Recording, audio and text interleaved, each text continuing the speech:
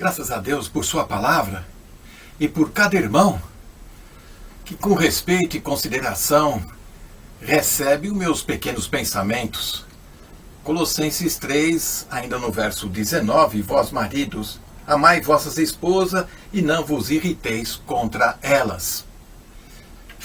Será que você já percebeu, ou quem sabe você conhece alguém que é uma esposa ou mesmo uma viúva de maridos vivos?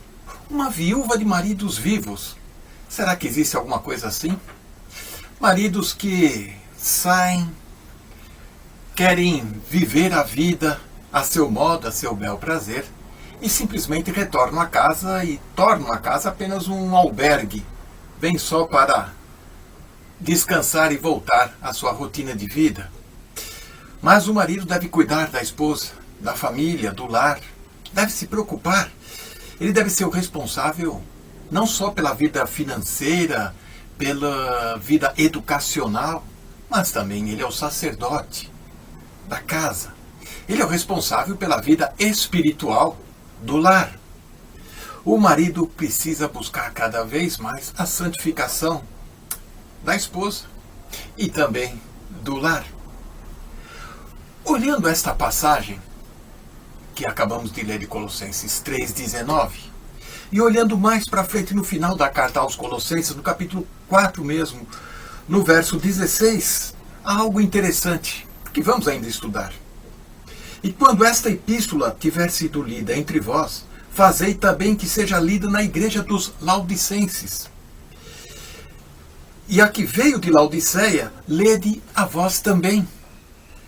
A região da Ásia Menor era composta de Éfeso, Colossos, Laodiceia, um pouco mais acima, Pérgamo, Esmirna.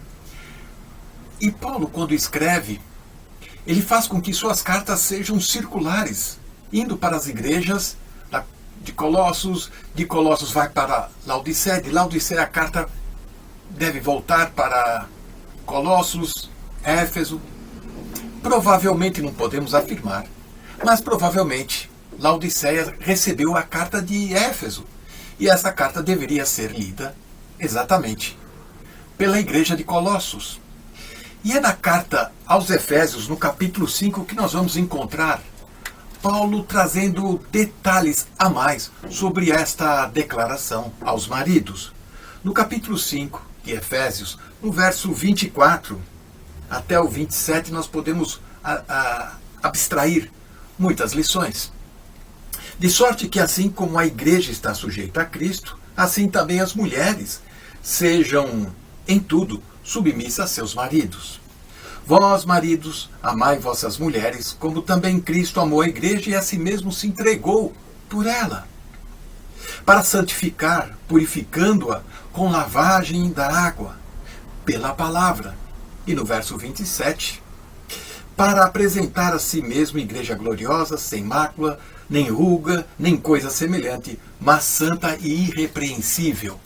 Era a palavra de Paulo em Éfeso, capítulo 5, do 24 em diante, que nós estamos lendo. E vamos observar, nesse texto lido agora, de Efésios 5, 24 até 27, que Paulo destaca aqui 5 verbos que nós devemos observar, já que não queremos ter nenhuma viúva e marido vivo. Em primeiro lugar, ele usa o verbo amar, assim como Cristo amou a igreja. Isso é profundo e é bem diferente daquele amor pregado no cinema, no mundo. O amor verdadeiro da palavra de Deus, vindo do Senhor Jesus para o nosso coração. Este amor é aquele amor proposital, sacrificial, devoto. É um amor abnegado, perseverante. Precisamos demonstrar esse tipo, essa qualidade de amor. Em segundo lugar, Paulo usa o verbo entregar-se. E esse entregar-se é um amor não egoísta, mas um amor altruísta, um amor cada vez mais apto a servir, está de prontidão, atento, sensível às necessidades da esposa. e não se preocupar e se perder em devaneios com seus problemas profissionais, emocionais e outras queixas do mundo moderno. Em terceiro lugar, Paulo vai usar o verbo santificar. O amor visa o bem da pessoa amada. Por isso precisamos santificá-la, fazendo com que separemos ela de algo que possa ser danoso, uma influência, uma amizade, algo que possa ser prejudicial, uma influência negativa. Precisamos estar atentos para santificá-la, separá-la. Em quarto lugar, ele vai usar o verbo purificar. O amor que busca a perfeição. Não é porque você casou, não é porque você já conquistou, que você agora pode descansar, relaxar e viver a seu modo. Nada disso. O casamento é um desafio a cada dia, para que você venha se fortalecer e fortalecê-la. O amor, a união conjugal também. Assim, este purificar, ele não se conforma com a mesmice, com a rotina, e ele cada vez mais procura o aperfeiçoamento, procura se descobrir um ao outro.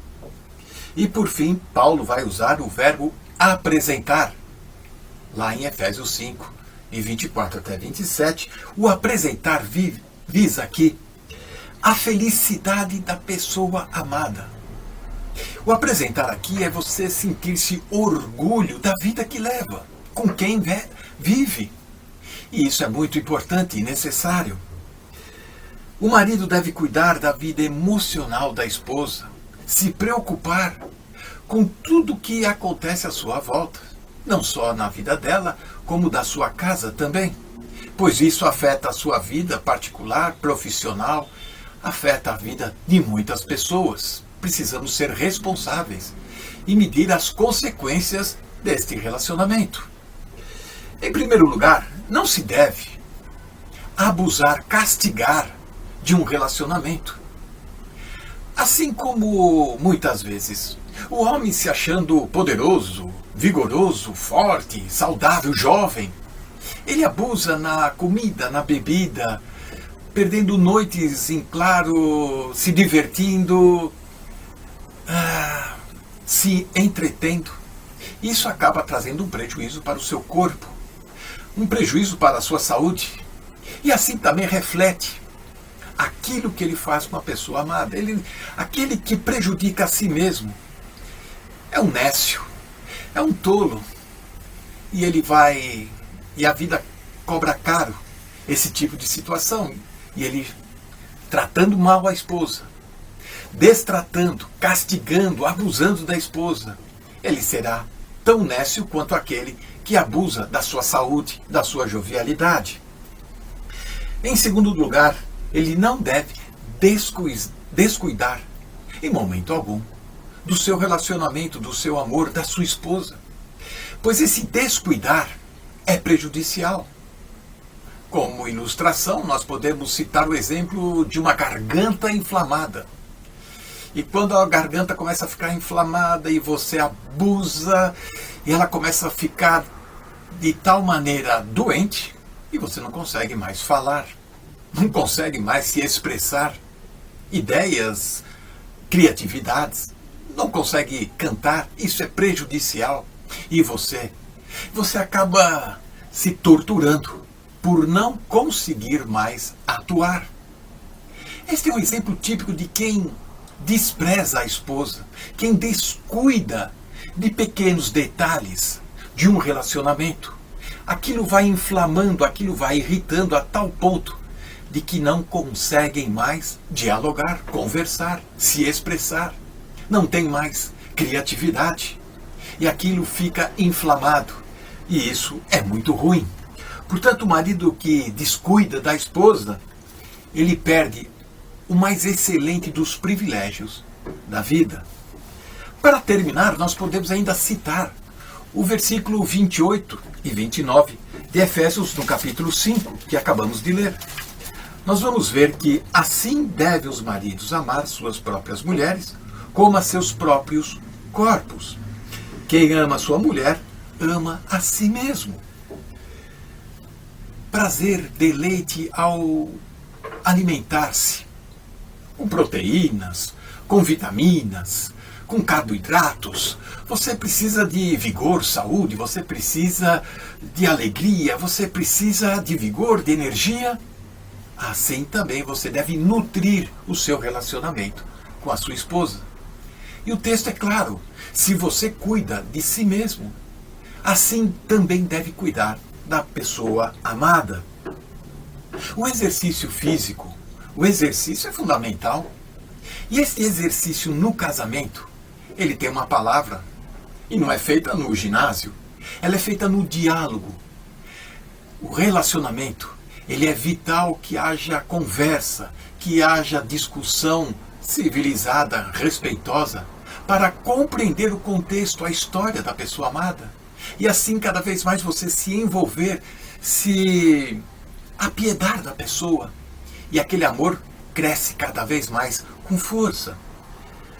Por último, nós temos no verso 29 a palavra sustenta ou cuida, como no original, talol ou talpó. Uma palavra estranha que quer dizer acariciar, cuidar com zelo, com carinho. E o marido? Ele precisa ter romance, carinho. Ele precisa ter todo esse cuidado, esse milindro com a sua esposa. E assim ele vai fortalecer o seu relacionamento cada vez mais. Não só com a esposa, mas também com o Senhor Deus. E que o Senhor nos ajude. Amém? Eis-nos de novo com muita alegria de volta da carta aos Colossenses, no capítulo 3 e ainda no versículo 19. Quero enviar daqui um grande abraço, como sempre, a todos vós que nos acompanhais à distância, mas ainda assim tão perto, e que o Senhor, na sua graça, vos possa continuar a ajudar, a iluminar, para compreenderdes a vontade de Deus para a vossa vida através das Escrituras. No capítulo 3 e no versículo 19, nós lemos assim, vamos ler mais uma vez a passagem: Vós, maridos, amai as vossas mulheres e não vos irriteis contra elas. Como lembrou bem o irmão Alberto, baseando-se em Colossenses capítulo 4 e versículo 16, que diz: E quando esta epístola tiver sido lida entre vós, fazei que também o seja na igreja dos Laodicenses. E a que veio de Laodiceia, lede-a vós também. As epístolas de Paulo eram circulares. Disse bem o irmão Alberto que elas eram circulares, e é bem verdade. A própria carta aos Coríntios é disso mais um exemplo, como nós podemos ver logo no início da carta, quando no capítulo 1 e no versículo 2 o apóstolo diz o seguinte: à igreja de Deus que está em Corinto, aos santificados em Cristo Jesus, chamados santos, com todos os que em todo lugar invocam o nome de nosso Senhor Jesus Cristo, Senhor deles e nosso. Portanto, esta carta não era dirigida apenas à igreja que estava em Corinto, mas a todos os que em todo lugar invocam o nome de nosso Senhor, incluindo nós aqui hoje. É verdade, a carta é dirigida a todo o corpo de Cristo. Realmente, as cartas, todas elas, são dirigidas a todo o corpo, a toda a igreja. Por isso, se os maridos quiserem aprender a ser maridos cristãos e a deixarem de ser maridos pagãos, que é o que alguns têm sido, infelizmente, deverão ler tudo aquilo que Paulo diz sobre a sua responsabilidade enquanto maridos nas várias cartas que ele escreve. E ele escreve nas várias cartas sobre o assunto, como o irmão Alberto bem mostrou na carta aos Efésios. Na Epístola aos Efésios, no capítulo 5, também aqui citado, portanto, pelo irmão Alberto, Paulo fala sobre este tema a partir do versículo 22 e até ao versículo 33. Recomendo, pois, a todos os maridos que leiam todos aqueles versículos em espírito de oração e atentem bem para os preciosos comentários que o irmão Alberto fez sobre esta passagem. Gostaria de aproveitar a ocasião para que notem como, apesar do apóstolo nesta epístola dizer que todos somos um em Cristo Jesus, ele diz que somos um só corpo, no capítulo 4 e versículo 4, tal não significa que os relacionamentos terrenos tenham sido abolidos ou fossem irrelevantes, não tivessem importância.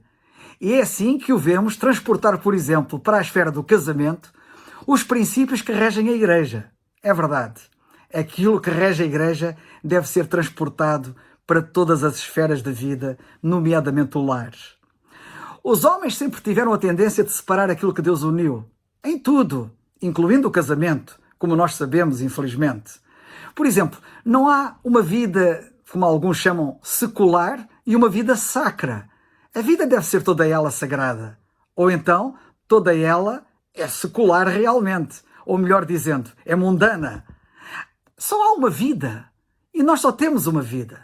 E não a podemos separar entre secular e sacra ou sagrada. Ou ela é sagrada ou ela é mundana. A nossa vida é uma vida só, uma vida única, uma vida que é integral, que não se pode partir, que não se pode dividir. E, portanto, o que sou na igreja tem que ser necessariamente no trabalho, na vizinhança, em todo lugar. Ou então sou um hipócrita. Nesta realidade tão autêntica, o que diremos daqueles que pretendem ser os defensores da sã doutrina na igreja, mas são um péssimo exemplo no casamento? Como se as coisas pudessem ser separadas. A vida da igreja ser uma coisa e a vida lá em casa ser outra. Isso não existe.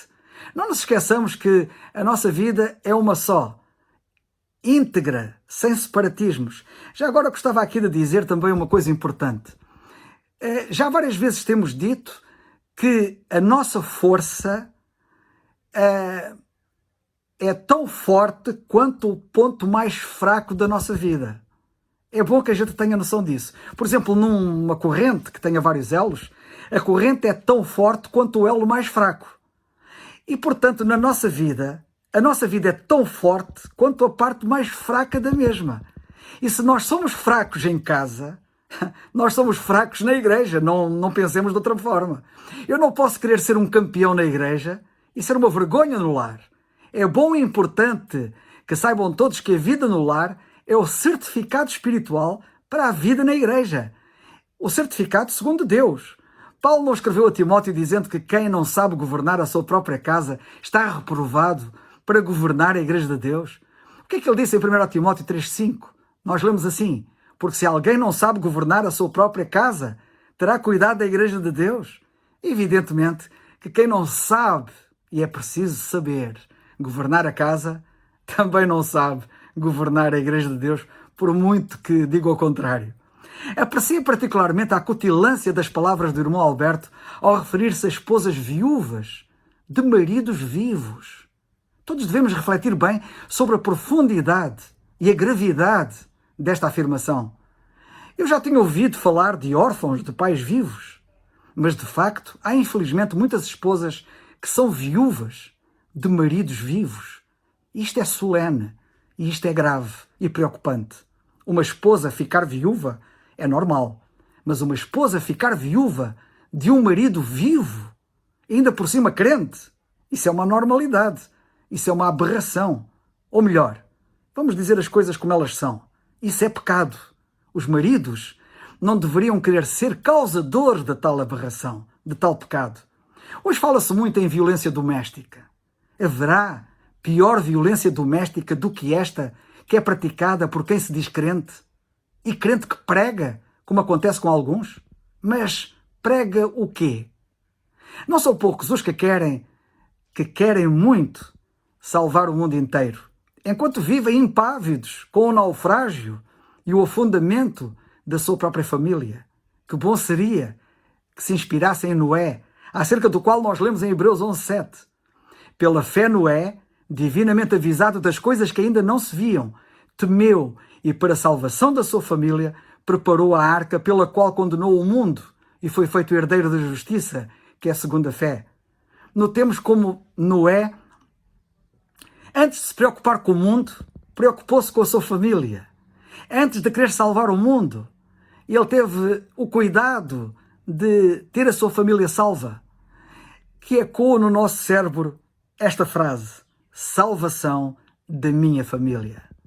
Muitos interrogam-se sobre a razão de haver igrejas fracas, desestruturadas, e querem endireitar aquilo que está torto. E bem, diga-se, mas o endireitar das coisas deve começar em casa, nos lares, no relacionamento com as mulheres, com as esposas. Não nos esqueçamos disso. É ali que tudo começa. Nós, por exemplo, vemos que o valor da igreja em Roma era o somatório do valor de cada família. A igreja em Roma era o reflexo de cada família. Vamos recordar-nos de algumas das famílias que são referidas em Romanos 16? Por exemplo, Áquila e Priscila, este casal, marido e mulher. Será que precisam de apresentações? E que dizer da família de Aristóbulo e da família de Narciso? Como me apetece falar destas famílias e outras, e como oro para que elas nos sirvam de inspiração e de modelo e de referência, para que também possam falar da nossa família como um exemplo e como uma inspiração. Em 1 Timóteo, no capítulo 5 e versículo 4, Paulo disse muito claramente: aprendam primeiro a exercer piedade para com a sua própria família. Isto é muito solene. Nós temos que aprender primeiro, no que diz respeito à piedade, a exercer piedade com a nossa própria família. Não é aprender a exercer piedade lá na igreja. Primeiro é na família, porque se não houver piedade na família, não há piedade na igreja. Como é que alguns querem exercer piedade na igreja se primeiro não exercem para com a sua própria família? O princípio da piedade é na família, não é na igreja. Em 1 Timóteo 5,8, Paulo disse a Timóteo, e diz a nós, que o cuidado que devemos ter é principalmente, diz ele, e a palavra é o termo forte que ele usa, é principalmente dos da nossa família. O cuidado que devemos ter é principalmente dos da nossa família. Como Paulo disse na sua oração em Efésios 3, não nos esqueçamos que a família de um homem tem mais do que o seu próprio nome. Sim, a família de um homem toma o seu nome. É assim que nós vemos, por exemplo, Adão e Eva. A Adão e Eva, Deus ter chamado Adão. Lemos isso em Gênesis 5, versículo 1, se não estou em erro. A Adão e Eva, Deus chamou Adão, por exemplo. A família de Adão tomou o nome de Adão. Mas na igreja, os crentes, todos os crentes, por terem nascido de novo, e por isso é que são crentes, os que são filhos de Deus, e portanto, por serem nascidos de novo, são filhos de Deus, lemos na Bíblia que na terra tomam o nome do Pai do nosso Senhor Jesus Cristo. É por isso que eles são filhos de Deus, porque na terra tomam o nome do Pai do nosso Senhor Jesus Cristo. A responsabilidade é tremenda. Paulo orou assim: por causa disto me ponho de joelhos perante o Pai do nosso Senhor Jesus Cristo, do qual toda a família nos céus e na terra toma o nome. A família, toda a família na terra toma este nome. Mais importante do que a minha família ter o meu nome, como marido, como pai, é a minha família, pela minha piedade, tomar o nome de Deus, tomar o nome do Pai do nosso Senhor Jesus Cristo. Isto é muito importante. Não desonremos o nome do nosso Pai Celestial. Melhor, honremo-lo, fazendo aquilo que Ele nos manda. E Ele diz: vós maridos, amai as vossas mulheres e não vos irriteis contra elas. Que Deus nos ajude.